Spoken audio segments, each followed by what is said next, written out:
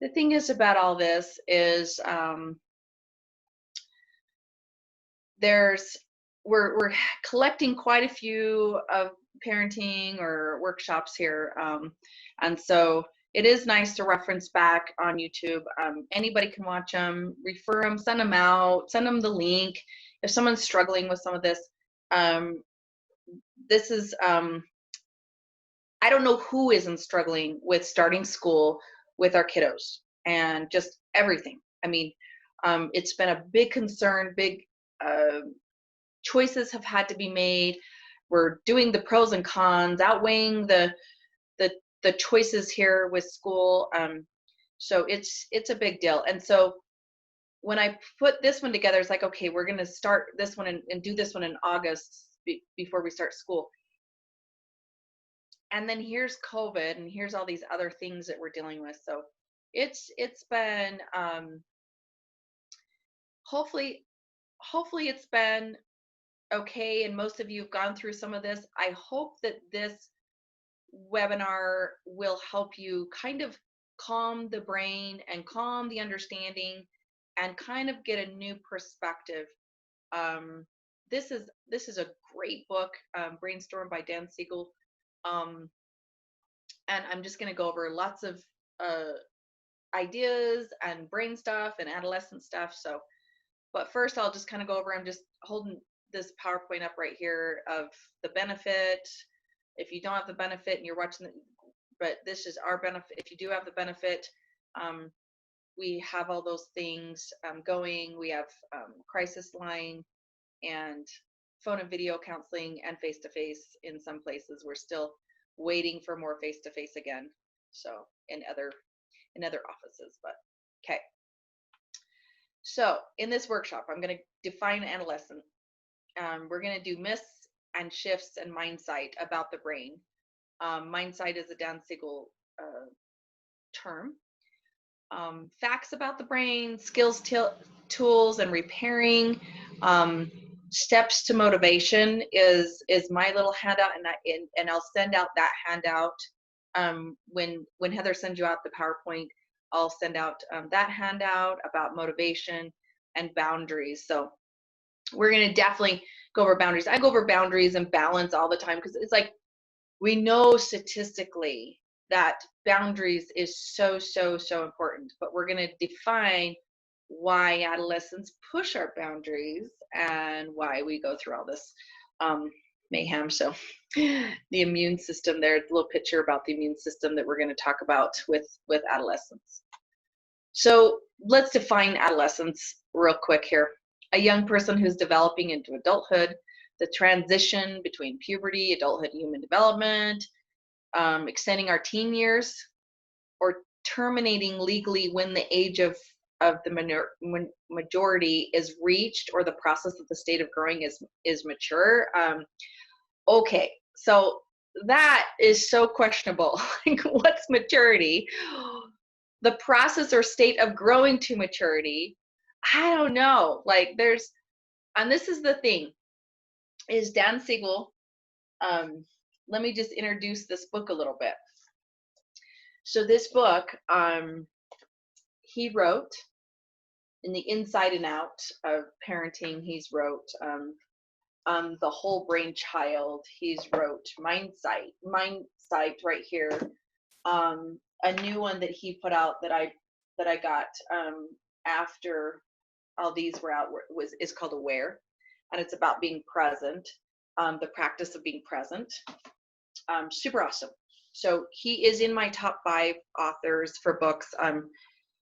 He wrote this book for the adolescent and the parent to read. It's for both.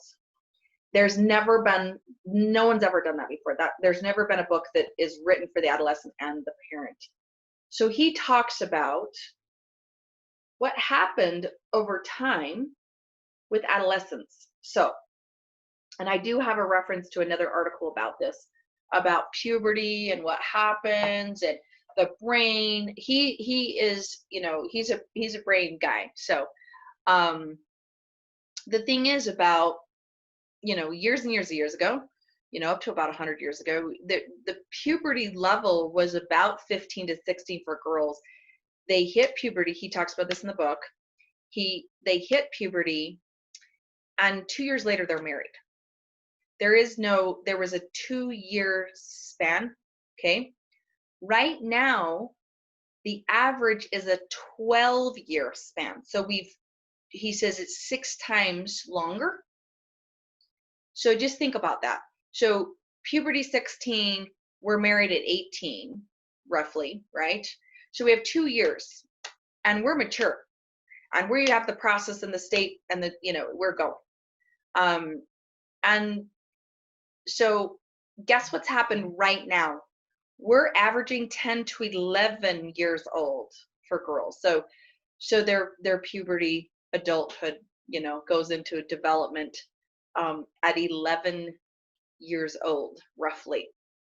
So we're going from 11 to 26 now, so so he has it at 12 to 24, that middle number on the slide.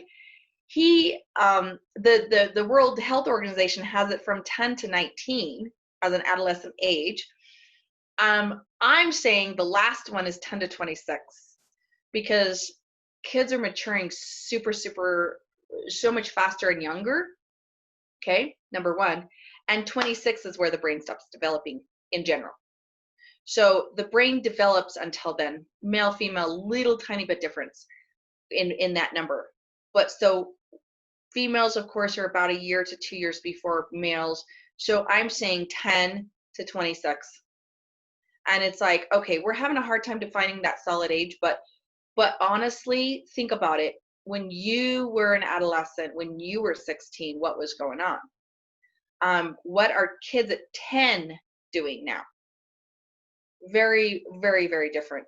Very, very different. So that's a little bit of that. And here's just the regions of the brain. It's an awesome little visual. It's just what it is. We look at all the difficulties, the defining parts of the brain. It is such an amazing organ, and I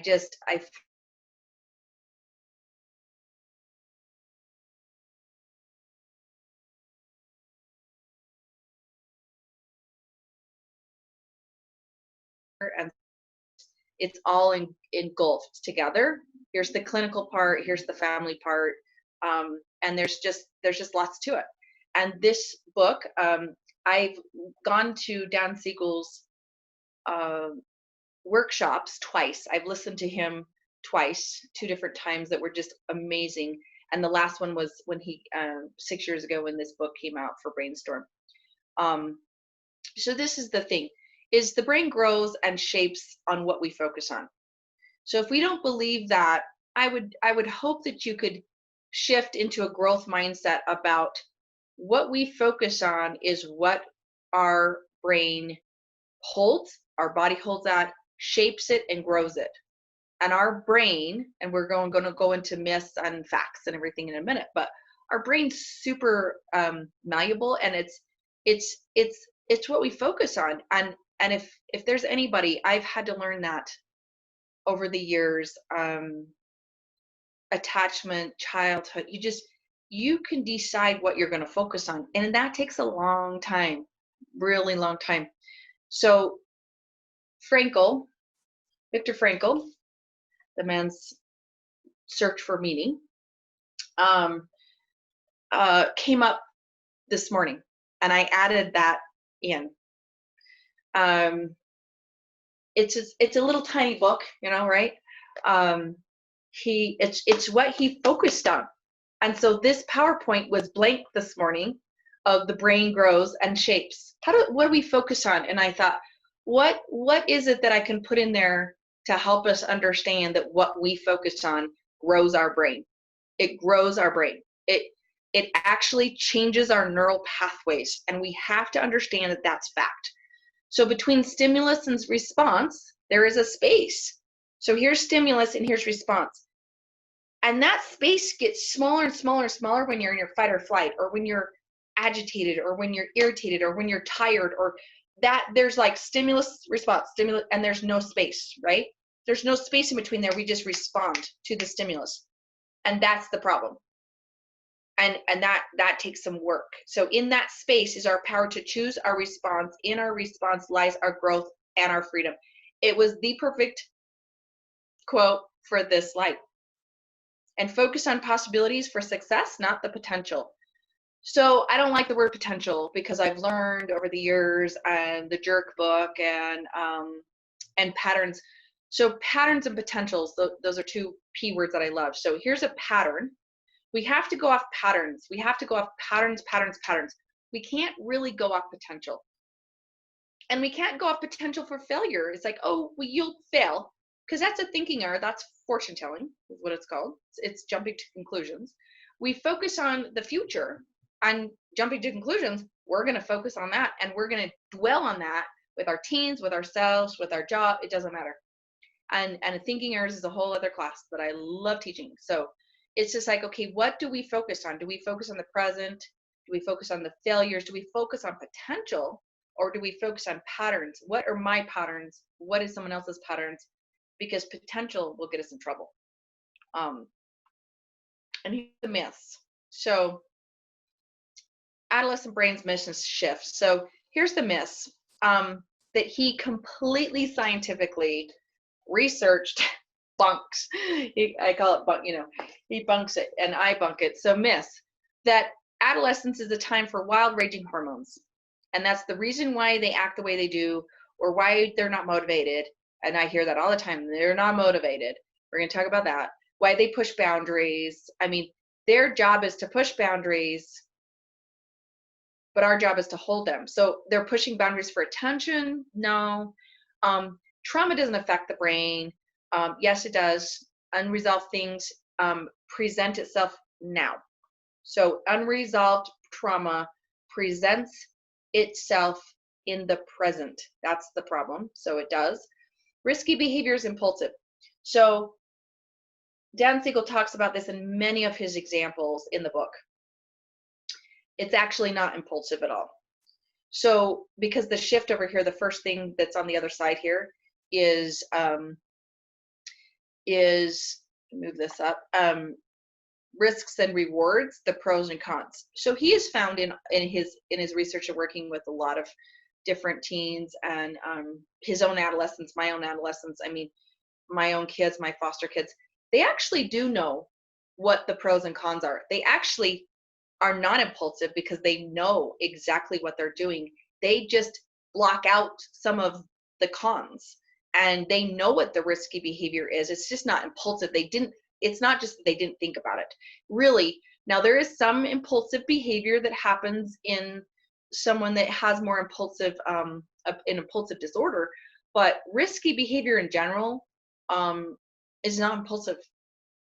They know exactly, it's planned out is what I'm saying. It's planned. If I'm going to bring alcohol to a party and I'm underage and I'm doing this and I put it in my backpack and I knew that I was going to sneak it in and I bought it first, oh, it's all planned. That's not impulsive. And even if so say someone shows up to that party or there's alcohol,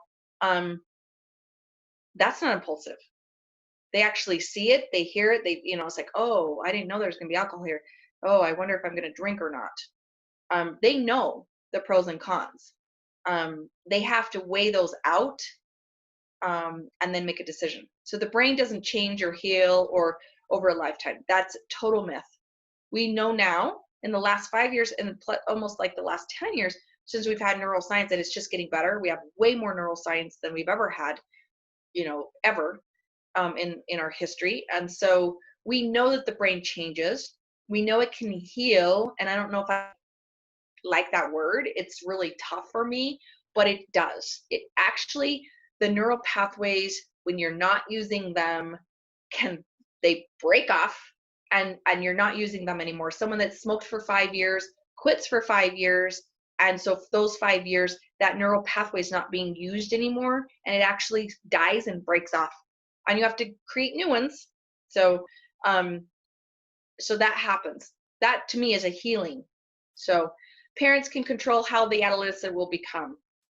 Parents cannot control how your adolescent will become whatever, blank.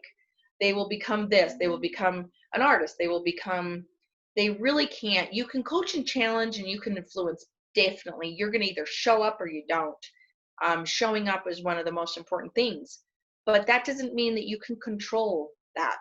So the shifts are risky behavior and reward. There's a lot of risk and reward going on with an adolescent. They listen to their peers more. They focus on independence. Okay, so those top three things. This is my favorite thing. I've said it a million times. Is if this brain didn't push boundaries and have a risk and reward, listen to their peers, focus on independence, and their brain actually shifts through this time, they would be 38 eating oatmeal in your basement. Because it has to happen. It's not hormones. It's a brain change of independence and an increase of dopamine release. So what happens in the teenage brain is the release of dopamine triples. So they get bored more easy because they're like, I want dopamine, and I'm used to having more dopamine. And so then it's like, then the question that I know that some of you are going to ask, and I want you to put it in the chat, is, well, then why is my teen so depressed? If they're releasing dopamine and then why is my teen depressed? I would like to know that. I mean, yeah, we're having depressive symptoms. Well, the book Lost Connections tells us that it's because of lost connections why we're depressed. So it's not because of anything else. So there's lots of factors, but pruning happens. So the loss of neurons, so the brain starts pruning. It actually cuts out and starts pruning. So it's just pruning. So pruning is losing neurons. And what that does is it provides wisdom for the adolescent and judgment. And I'm like, okay, wait, they're so dumb when they're in that time. I wish you were interacting with me. I could see all your faces when I make comments, and I laugh at myself because I know you have to be laughing at me. So it's like, what? They're wiser in judgment, but think about it. Think about it. I mean, when we're moving through those stages, they have to have some judgment, and they do make a lot of really good decisions. Myelation happens, increased fatties. I put the definition of it there. It's not really necessary to like dive into, but if you want to look at the little brain picture of that and how that works, the processes in the fibers that increase that the efficiency, it increases the efficiency of the electrical transmission. So that's happening, and that has to happen during that time. And that's what the brain's changing and stop developing until you're 26 to 27 at the most. 25 for males, 26 for females. But the thing is about adolescents and teenagers is they have the best immune system in their entire life. Their immune system will be the best ever. Ours was when we were teens, the best ever. But they have the highest risk for death and suicide and car accidents and stuff like that, because there is risky behavior that happens. And he talks about that, a couple stories. So, I mean, look at this, and it's just the minimal kind of myths and shifts that you have to kind of understand, so we can stop our verbiage of, wow, your hormones must be raging today because you're so on off, you're coming back and forth, so it's not that. There's lots of other things going on, and of course, this book, is this thick, so it's a lot of pages. So this is just the basics, over 300. So he explains all that. But we have to understand that risky behavior is not always impulsive. It's mostly very planned out. Driving fast, getting with friends, and in the back of the book he does talk about alcohol and drugs. So you can look at that more in depth. But So here's mindsight. Okay, so he wrote mindsight. He talks about mindsight in Brainstorm. So what mindsight is integration of the brain. So what happens in adolescence is they have to bring these two things together. It has to prune. They have to push boundaries in order for that to happen, actually.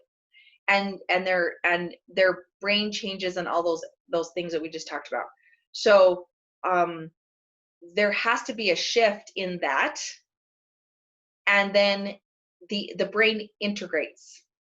So I've always used wise mind as an example of how we get to wise mind. If the brain didn't do this, children that turn into adults would not get to wise mind. And I teach this wise mind thing to adults all the time. It's a dialectical behavioral term, but it's a state of mind of, and it says reasonable mind here. It's logical. I just call it logical and emotional. So you have two frontal lobes, and one's logical, one's emotional. So here's the reasonable mind, here's the emotional mind. This is what these two do. But what we want to do is use that together and use wise mind together. And that's wisdom, that's seeking value in both sides, bringing the left brain and the right brain together is the middle path, okay? So what has to happen to integrate that is mindsight. So you have to have insight, empathy, and integration.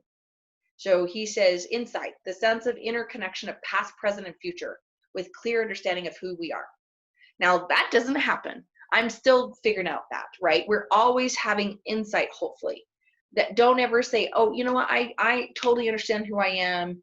And because that's impossible, because our values change over the developmental span. And I could get into Erickson's 8 stages with this developmental of adolescence too.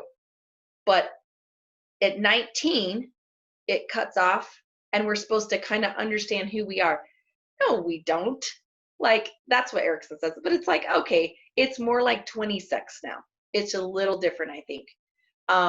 Also, in the history of America, never before has this happened, but adolescents, whatever you want to call them, until they're 25, 26, 27, are living with their parents 3 times higher than ever before.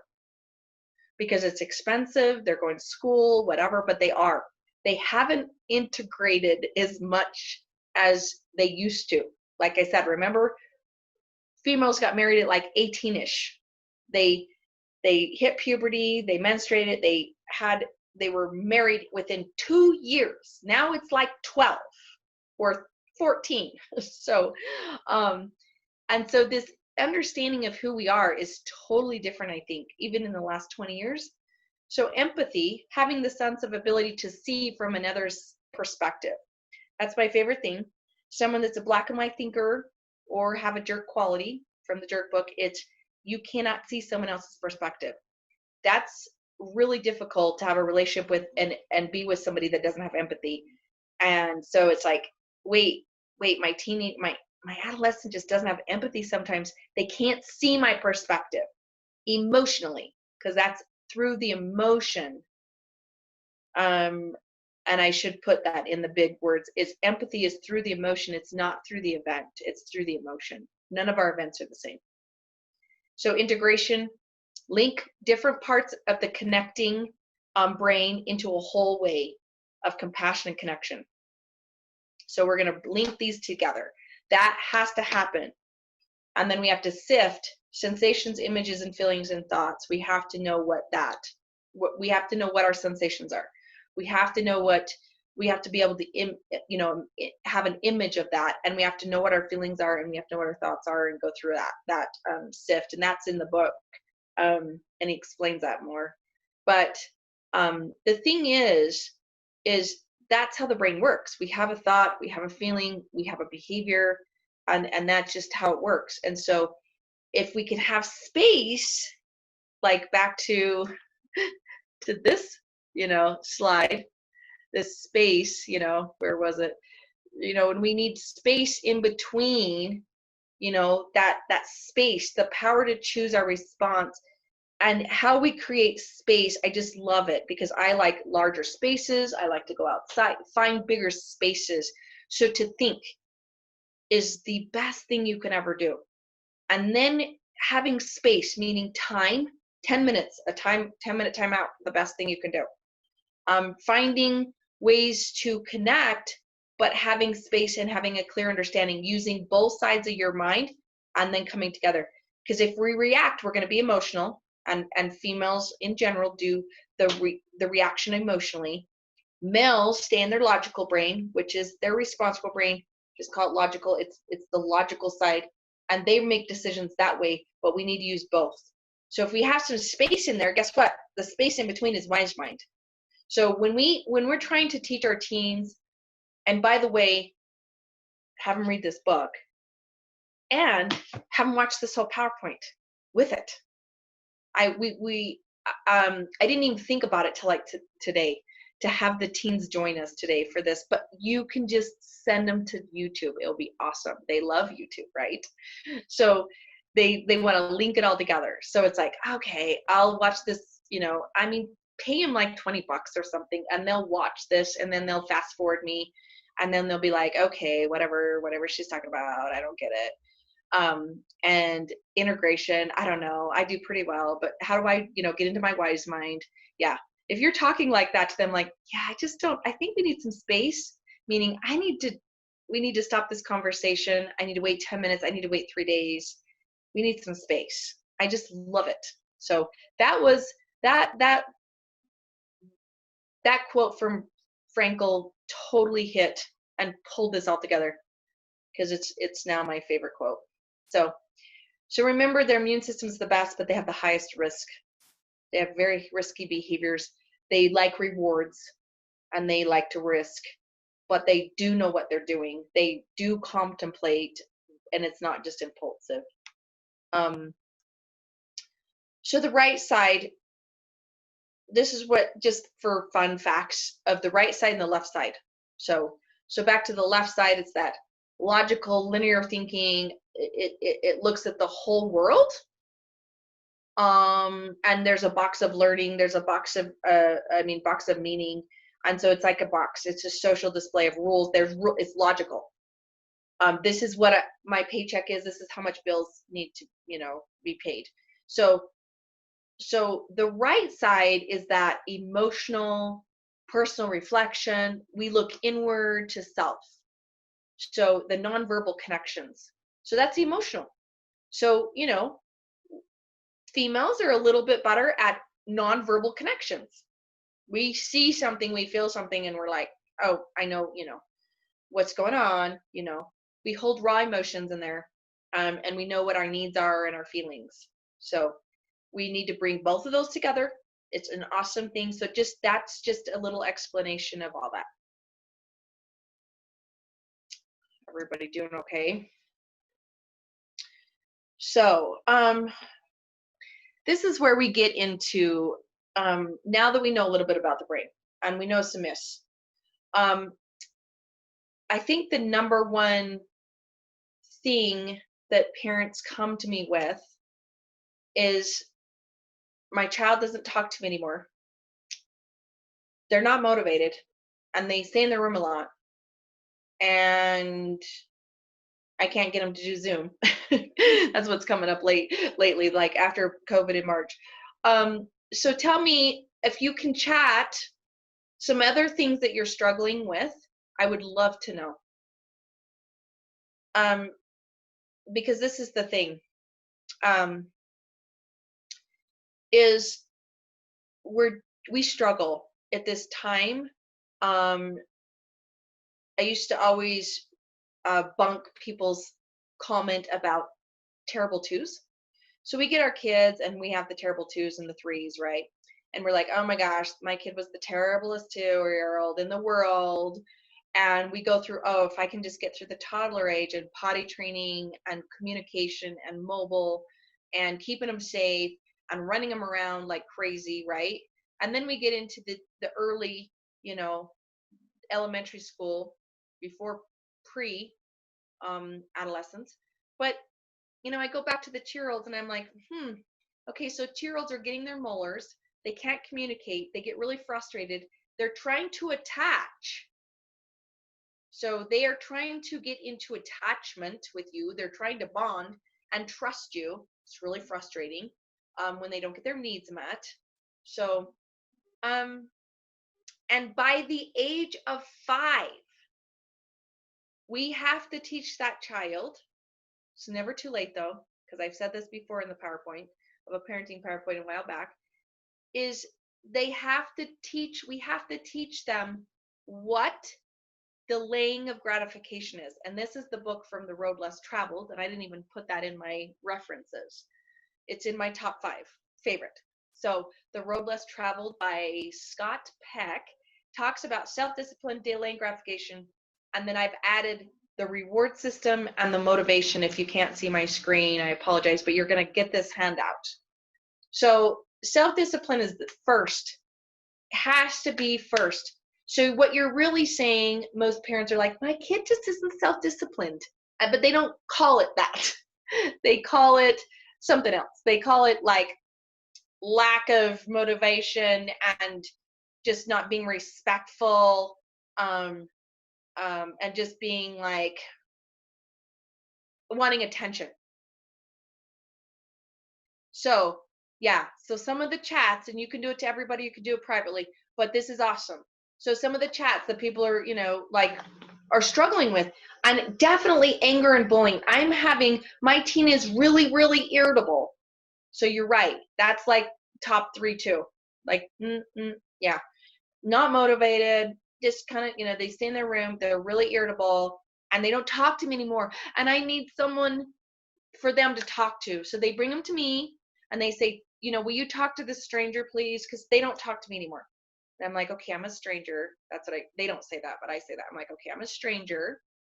So, but I'm a trusted stranger. So I hope they'll talk to me, and the parents want them to talk to me. So, yeah.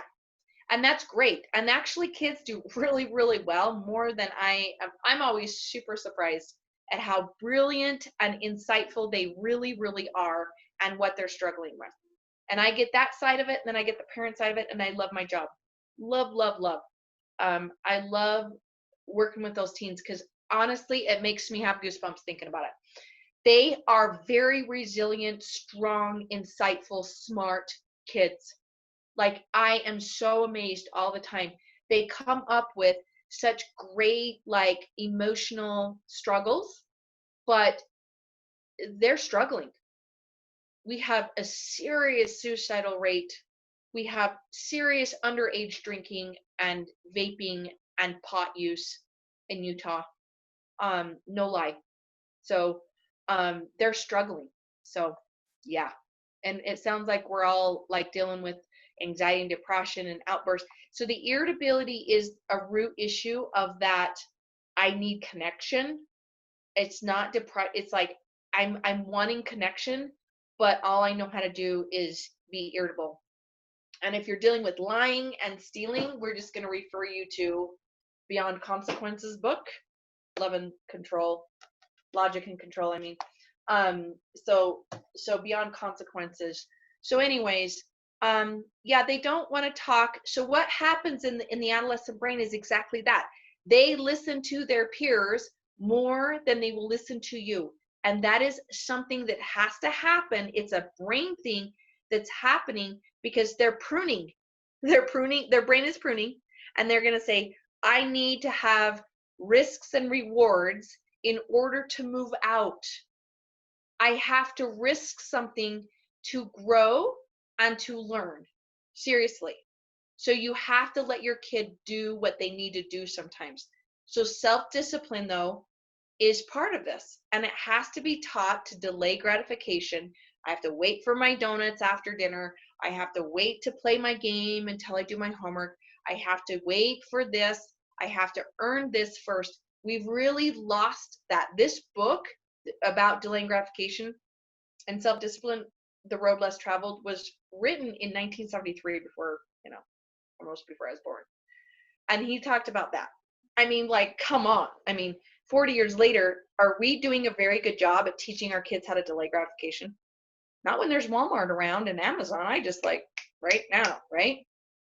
So the first thing on here is the reason why I always talk about boundaries is, of course, we have to have balance, but the next thing is boundaries. So self-discipline, the only way to be self-disciplined is you have to have balance to be able to have boundaries. You have to have your physical, mental, emotional, social balance.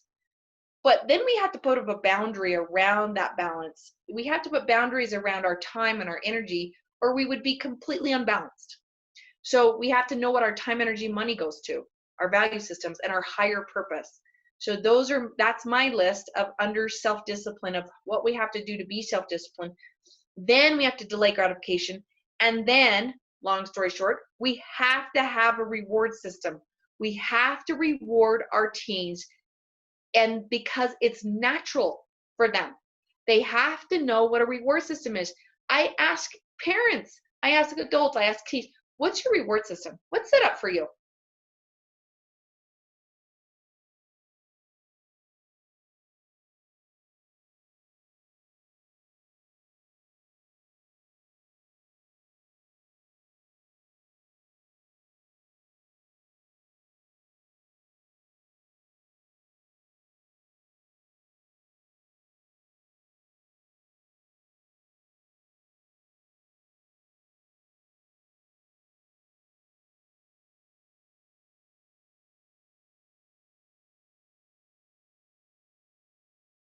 If we didn't have a reward system, if we self-disciplined, we hit our alarm and go to work.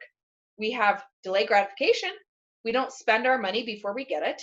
We wait for the reward system. We get our check 2.5 weeks later, and we're motivated. Our brain says, oh, you got a reward, do it again. Be self-disciplined tomorrow. Set your alarm, get up and go to work. Now, if I was paid a year in advance and I got a whole year's salary, I'd either be in Cancun, or I'd be a really crappy therapist, or I wouldn't care, or I would have some integrity and finish out the year and go, okay, wow, I got paid ahead of time. But it would be really hard when you had all that money in the bank to go, I don't need to go to work. I just need to go to Cancun. So there's a little laugh for getting to this point in the PowerPoint. So really, I mean, would you be in Cancun? I mean, if we didn't have a reward system and a delay of gratification constantly coming, we wouldn't get to motivation. So those are the steps to get to motivation. And I don't even like the word motivation because it's not even happening in the brain until way after the reward system. So look at all the steps that you've got to take. You got to know all that stuff. You got to take back power. You got to have pain before pleasure. I mean, it's a long haul, and that takes a lot of wisdom and growth, and our adolescents don't know how to do that yet, and we have to coach that for sure. So be patient with, wow, oh, you're not motivated to do the dishes before you watch TV. Okay. So it's really tough to integrate motivation just, from the beginning. It's a long-term thing. But think about your paycheck. So we have to have a reward system. So you have to have a routine, a responsibility, and reassurance. That's what you're doing in the reward and the resilience as a parent. You have to do those 5 R's to get this continually going, so we go up to the self-discipline again. So we will send you that PowerPoint, this little handout if you want. So we look at limits, values, and boundaries because remember, the first part of self-discipline is this. Our values, our limits, our boundaries, these are the 6 types of boundaries. I'm not going to spend too much time here. Just know what they are, knowing that teens' job is to push our boundaries. That's their way for their brain to develop. I know it really sucks, but our job is to hold them. And this is why. Because we have choices and limits. So this is a Love and Logics. We're going to switch gears to another book. So this slide is like, okay, we have lots of limits and choices when they're in birth to toddler to elementary, and it goes up like this.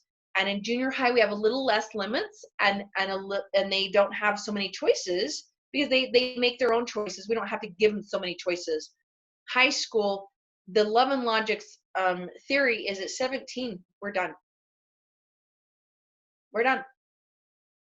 You give them limits, that's much of them, and you say, these are my boundaries, and you have a choice, and you coach and challenge that, and you have consequences still, but it's a reward system when they are doing the right thing.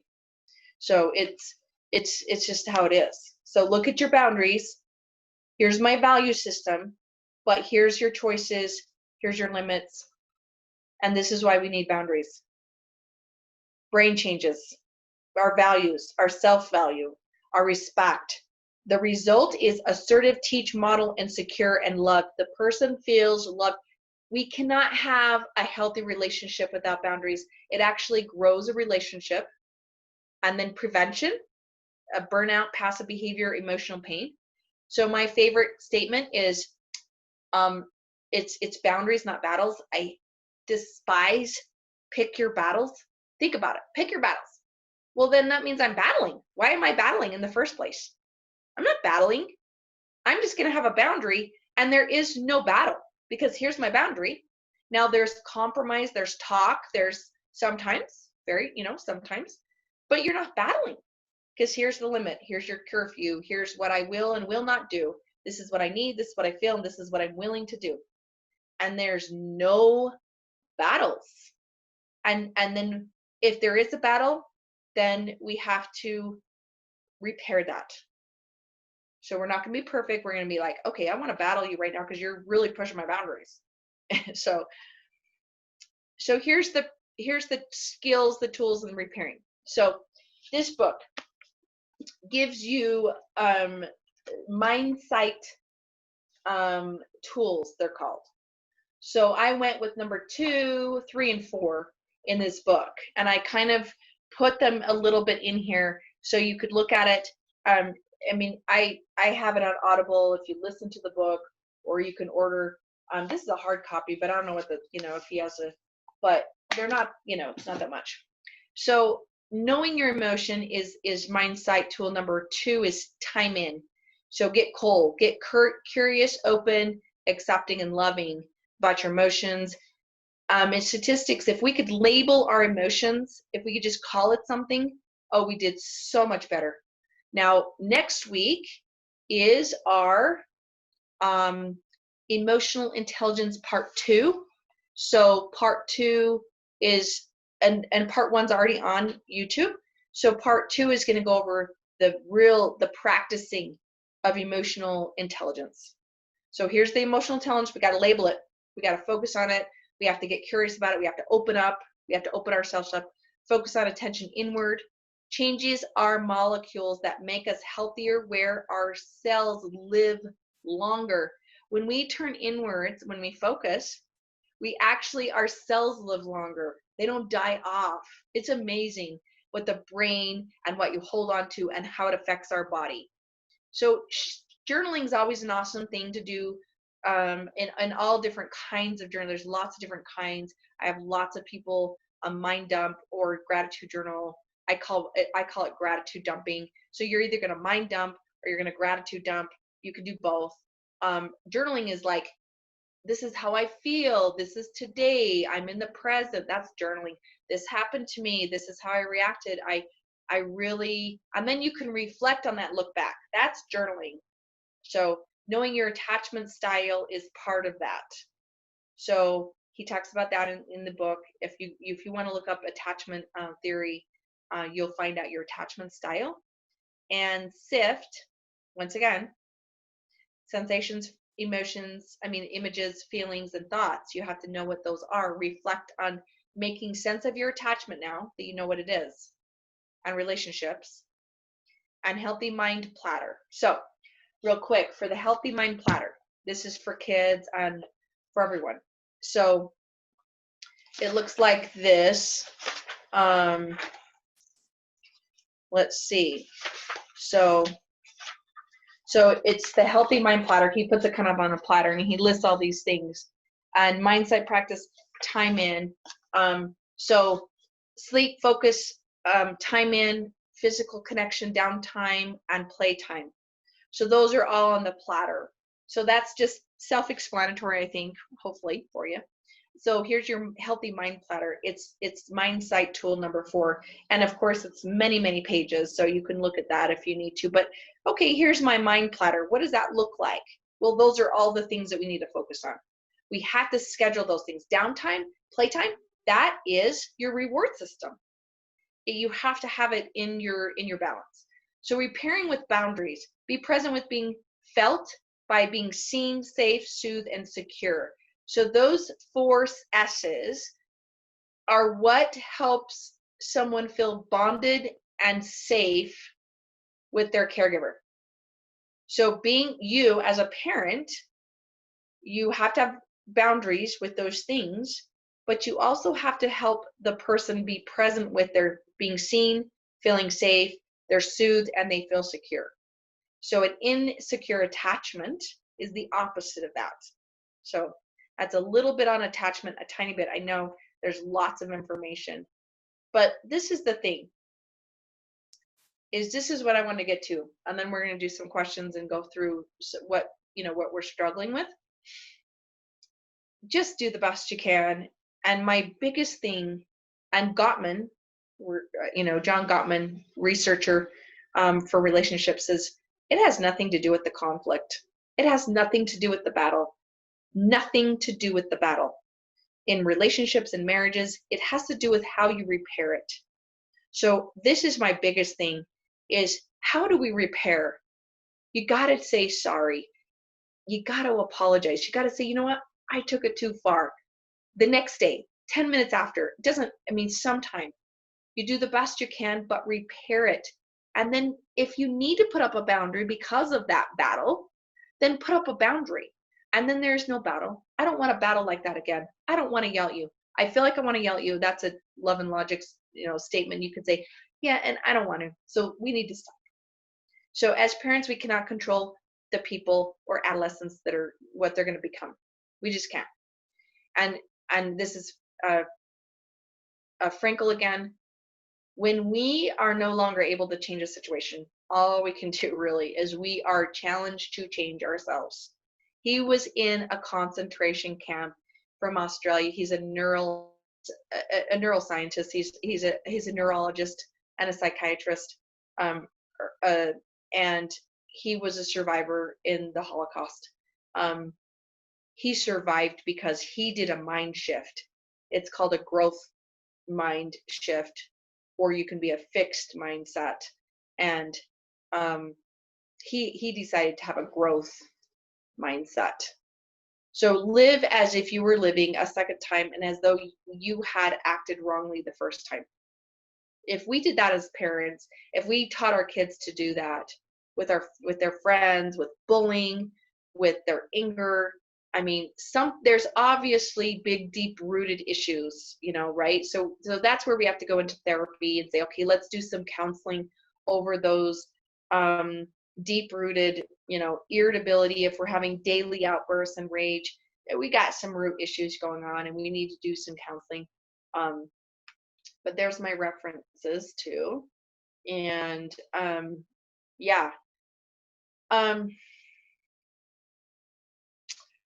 So let's look at, what we're struggling with. And I had foster kids. I have 3 adolescents right now. I have from 17 to 27 almost. And my oldest one's turning 27. And I've gone through many of my own adolescent issues, of course.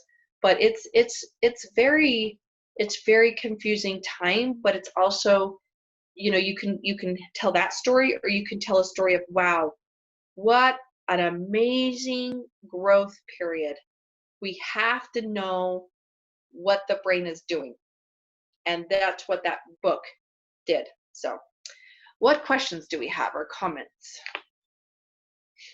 Okay, so my computer kicked me out of the workshop. So if you sent any questions throughout that you want me to ask, I'm so sorry. If you could send them again. I don't know what happened, but I lost connection. Can you see the chat? I can see the chat and I don't see anything in it because I got kicked Okay. out. So Okay. I can't go. Well, we have like, Sorry, so we have a everybody. couple that we need to email, and then we have like anger, bullying. Yeah. So like, are we like, yeah. And I swear anger and bullying is happening way younger. And we know that bullying is happening way younger. It used to be 4th grade. So Brene Brown talks about 4th grade is when a shift happens and how we all of a sudden care that we belong or not. So belonging. So what do? Well, we tell a little secret about someone else to belong to that group, or we bully someone else for, so we have a belonging issue in the 4th grade. We want to belong. And so we bully and we're in shame a lot. Yeah. So there's 14-year-olds in here. It's like, yeah. And in 12 to 13, 14 is what I'm seeing. I'm seeing a lot of 8-year-olds that are just like having a lot of, yeah, so there's like 3 14-year-old, 12-year-old. So yeah, let's see, what do we got? Another 14-year-old, that's 5. So yeah. So the question there is like, I have a 14-year-old that has some sexual thoughts. He goes through and just knowing that, let me just back up. You just knowing that, we have to celebrate something. A lot of you are so much more in tune than our parents ever were, okay? We have to look at, wow, we are present with our kids enough that we even know this stuff. So that you know that your kid is struggling with something is something to celebrate and to congratulate yourself. And wow, at least I know what's going on. So number one, you know some things that are going on. How do I deal with that though? Is like, yeah, and there is developmental sexual stuff that you have to know what's normal and what's not. He does go through the whole, there's like all of chapter, yeah, I don't know, it's just part 5 or 6, but he does go through a lot of that part, and drugs and alcohol and sex stuff. So the fact that you know that, and it's like, okay, is that normal? What's normal? What's not? So that's where you can talk to a therapist about that. But that's really embarrassing for a 14-year-old kid to talk, So it's kind of like, can you write some things down? How often are they happening? Talk to a therapist on your own first. And kind of just say, okay, this is what's going on. And that therapist should be able to, and you can get in with me. It just takes you a couple of weeks, but and I can put you on my cancellation list. But you can ask that therapist, this is what's going on. Is this normal? Because I've never done this before. I've never had an adolescent, I didn't have here's what the science says, here's what's the norm, here's what's not, and here's extreme. And I'll call extreme every day, and I'll call normal, and I'll be like, okay, so he's having some concerns about this. Okay.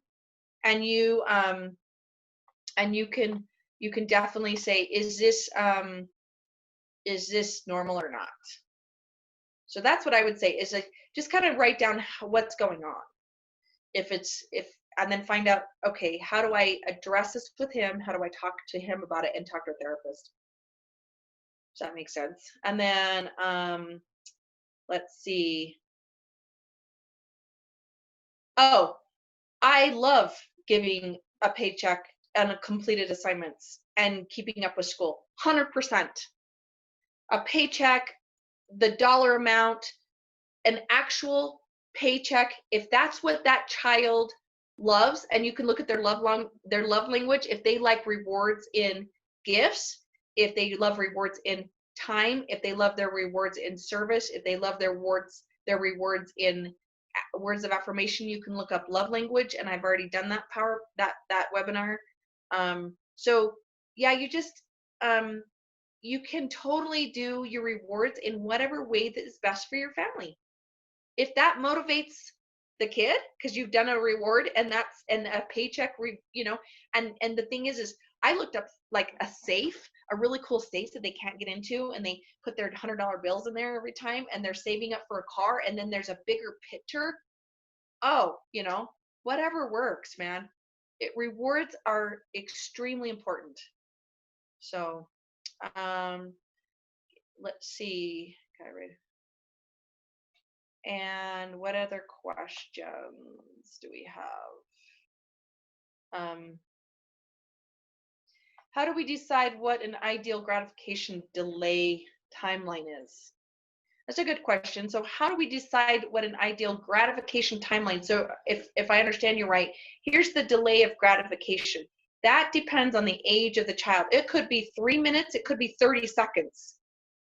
You're going to need to wait 30 seconds until I answer your question because you didn't say excuse me. So if you're talking to someone and you've got a kid that's interrupting you all the time, they don't know how to delay gratification.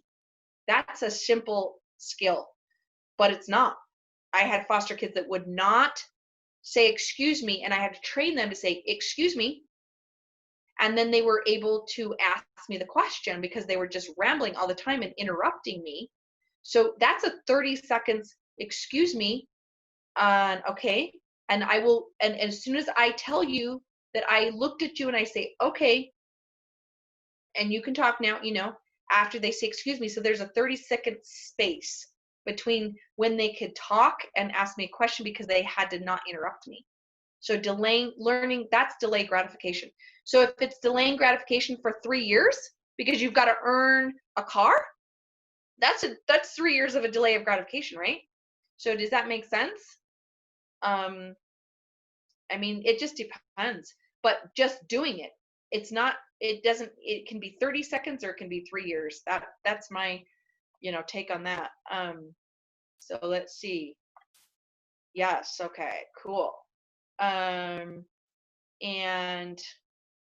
let's see. There's lots of other workshops, and we're out of time. If one looks appealing to you, email me at Carol, it's with a Y, CARYL, at blomquisthale.com, Carol@blomquisthale.com, and say, hey, I want that PowerPoint or the handouts to that old webinar you did on emotional coaching or love and languages, love languages, or love and logics, or any of the old ones. And for the younger kids, love and logics and love languages are awesome. There's a couple older ones. So there's a really good one that goes over Anxiety 101. It's called Anxiety 101, and it goes over what anxiety is. We are having an abundance of anxiety, and I want everyone to have skills and the power to get through starting school. This is serious stuff.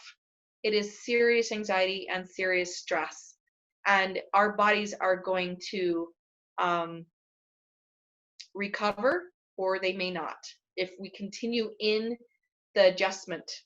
So there's an adjustment, there's acute stress disorder, there's adjustment disorder, then it goes into post-trauma. This is very traumatic times, so just make sure you get help for any of those that are ongoing, okay? Yeah, so there's an anxiety webinar on YouTube, and it's called 101 Anxiety. And if you want any of those extra PowerPoints or anything that, just a PDF of the PowerPoint, I can email them to you. So email me and ask for anything you need, and I'll send them to you because I have all those. The love language is awesome to know. Know what your kid's love language is. And a lot of people are stressing about school. So any way that we can help for the next couple of weeks, and I'm just going to end it there because we're out of time. All right, thank you, everybody. And her email is Carol, so CARYL. My mom did a number. It's rhymes with Daryl. It's Carol with a D. It's Carol, it's Daryl with a C. It's yeah, so just remember that. My mom, So. Yep. And you can email me too, and I can get it for you as well. Yeah. It's just Heather@blomquisthale.com. And like Carol mentioned, we have our YouTube page, so you can just search Blomquist Hill on YouTube, and you'll be able to see our videos. So thanks so much, everybody, and I hope you have a great rest of your day. Thanks.